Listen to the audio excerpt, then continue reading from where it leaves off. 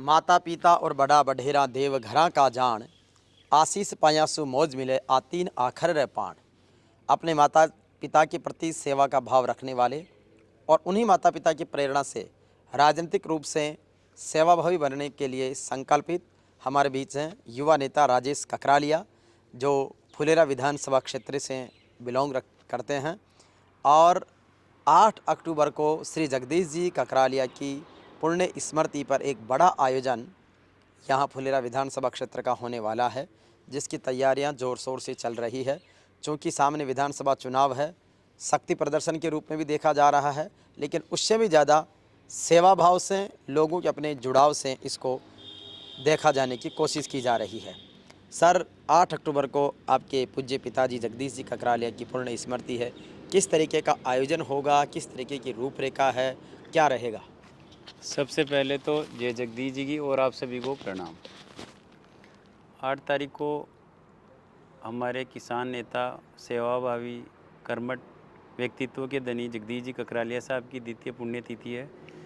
तो उसमें उनके चाहने वाले, उन पे विश्वास करने वाले, उम्र भर उनको साथ लेकर चलने वाले और उनमें अपने अक्स को देखने वाले, उनके सभी साथियों को साथ लेकर एक विश्वास के साथ उनके दिन द्वितीय पुण्यतिथि का आयोजन यहाँ श्री जगदीश ककरालिया स्मृति स्थल रघुनंदनपुरा पचकोड़िया में आयोजन किया जा रहा है, जिसमें ये पूरे विधानसभा क्षेत्र अपितु जयपुर ग्रामीण और आसपास के जितने भी उनके साथी हैं और जो उनमें विश्वास करते हैं, उन सभी का एक आयोजन होगा। जी, किस तरीके से इस कार्यक्रम को और भव्य बनाने के लिए किस तरीके की तैयारियां अभी आप डोर टू डोर जैसे इनविटेशन दे रहे हैं, सभाओं के माध्यम से जनसंपर्क कर रहे हैं, पिछले दिनों आपने परिवर्तन यात्रा भी निकाली, तो क्या उसका ये सबका संगम कहा जा सकता है? सब बात होती है विश्वास की, जी।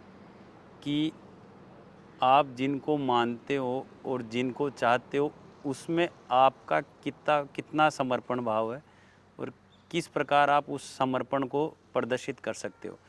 तो जो व्यक्तित्व के धनी इंसान के लिए सभी लोग उनको चाहते हैं, तो ये एक राजेश का काम नहीं है, ये उन सभी का कार्य है कि जो उनके अंदर अपने आप को देखना चाहते हैं और उनके विश्वास में अपना विश्वास जताकर उनकी इस पुण्यतिथि में अपना पूर्ण रूप से 100% योगदान देना चाहते हैं। जिस तरीके से जगदीश जी ककरालिया फुलेरा विधानसभा में कांग्रेस के मजबूत स्तंभ रहे, कई बार वो ब्लॉक कांग्रेस कमेटी के अध्यक्ष रहे, मुख्यमंत्री अशोक गहलोत से बहुत नज़दीकियां रही है। आने वाले समय में जिस तरीके से मुख्यमंत्री जी का मान लो आपको कोई इशारा हो, चूँकि वो मूर्ति अनावरण समारोह में भी आए थे, लगातार आपके संपर्क में भी है, सामने विधानसभा चुनाव है, टिकट के लिए आपने दावेदारी प्रस्तुत की है, यहाँ से आपके 28 से ज़्यादा दावेदारों ने अपनी दावेदारी प्रस्तुत की है, तो क्या उस रूप में भी सामने चुनाव है, क्या तैयारी है, किस तरीके से आप उस विज़न पर काम करेंगे? अब ये जो पुण्यतिथि है, ये पूर्ण रूप से राजनीति से परे हटके होगी। जी। उसमें किसी पार्टी विशेष या व्यक्ति विशेष का कोई भी किसी भी प्रकार का कार्य नहीं होगा, क्योंकि ये पुण्यतिथि है उनकी याद में। जी। उनकी याद में जो उनके साथ में उन सभी का समावेश होगा।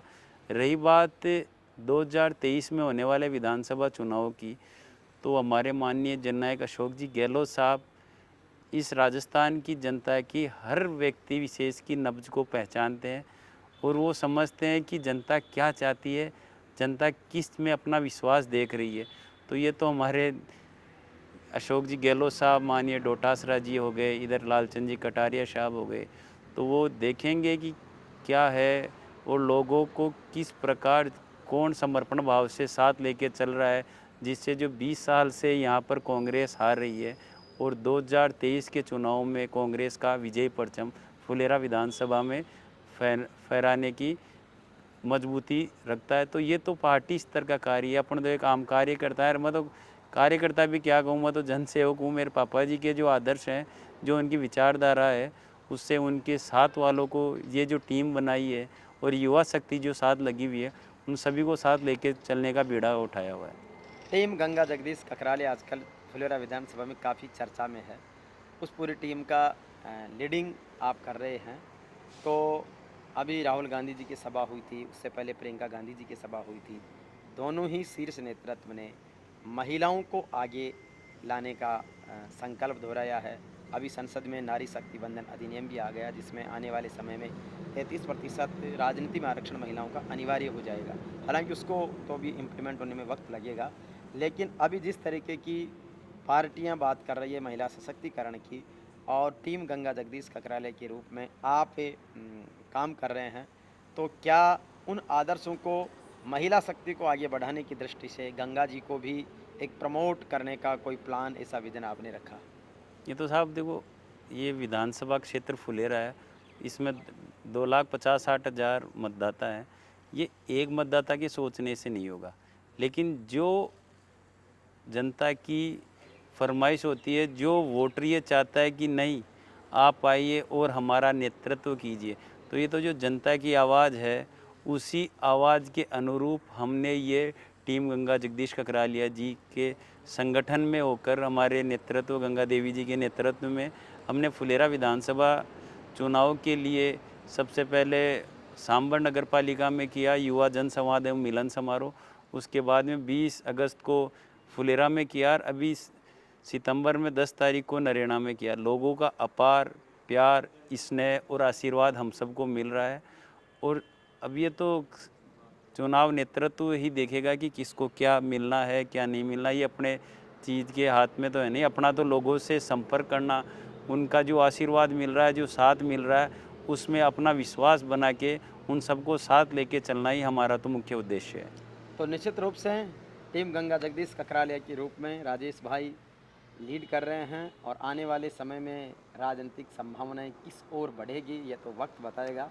लेकिन इस 8 अक्टूबर के कार्यक्रम को, जहां पर सेवा समर्पण और जगदीश जी की पुण्य स्मृति से ही जोड़कर देखा जा रहा है, लेकिन उसके कई सारे मायने, कई सारे जो परिणाम हैं वो भी जल्दी अपने को देखने को मिलेंगे। तो मिलते हैं 8 अक्टूबर को रघुनंदनपुरा में श्री जगदीश जी ककरालिया मूर्ति स्थल पर एक बड़ी जनसभा के साथ, जगदीश जी के आदर्शों को नमन करने के लिए, उनके चाहने वालों के साथ एक संगम में, जहाँ पर एक संकल्प, एक स्नेह, एक समर्पण की भावना हम सब देखेंगे 8 अक्टूबर को श्री जगदीश जी ककरालिया मूर्ति स्थल रघुनंदनपुरा। थैंक यू सर, बहुत बहुत धन्यवाद। धन्यवाद, प्रणाम।